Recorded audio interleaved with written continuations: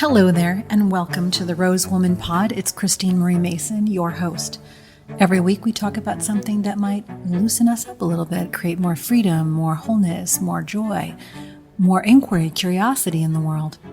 And this week is no exception because we're talking with an amazing woman, 11, on being non-binary. Not one, not the other. Binary describes a system in which there are only two possible values. In coding, for example, that's zeros and ones. The term kind of refers to any encoding system in which there are exactly two possible states. An on-off switch would be an example of this. Pregnant, not pregnant would be an example of a binary situation. And although some computer code is binary, the newest code is not. It's quantum. It computes in qubits. So we know that there's more there than these on-off situations. Many things that seem binary are often not, but it helps us simplify the world, like black and white thinking, for example. You think it's either this or that, but in fact there's 500 shades of gray and subtleties and all kinds of things in most situations. Red state, blue state thinking is another example of that. It misrepresents the underlying truth that all of our states are purple. And most of them hover somewhere on this side or that side of the halfway mark. We're much more alike than different. And with gender and sexuality, it is definitely not a 0 and 1 situation. We all know masculine women and feminine men, as well as those that justify categorization. Some people aren't just one or the other. They go back and forth. And that is kind of exciting. In my early 20s and then I think we're all just very attracted to androgyny, right? I think that's kind of goes without saying. A lot of us are, not everybody. I don't want to generalize, but I think I just started becoming intrigued. And then I started asking myself, well, why?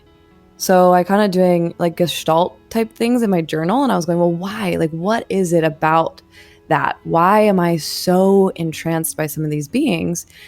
Is it that I want to be with them, or do I want to just be that because they represent liberation and freedom, because they are just like, screw that, middle finger to the world? And I started realizing that was more true. I was like, I actually just am so afraid because I've stepped into this full goddess archetype, being in the beauty industry for a long time and just getting affirmed, for the outside exterior and the ornamental of it. And I was just tired. I was tired and I just didn't want to have to uphold that anymore.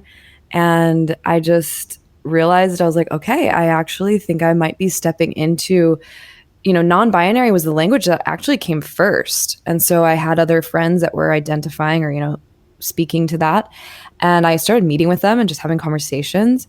And then I started working with my therapist, and I was in a partnership at the time, actually, with a woman, and it wasn't landing at all. In fact, it was excruciating. If I'm going to be super honest, it was excruciating because it was like being affirmed by people that had walked that path. And then the others were confused, conflicted, the idea of this archetype, Lynette Cenée, that I had built, for people that I was in business with, my family and my intimate partnerships. It was a grieving period, and including myself, right? I was grieving as well because I was going, I don't know if this is honest anymore. I was raised by magician parents. And so my dad always affirmed alter egos. He's built alter egos that are very successful and show up in the world.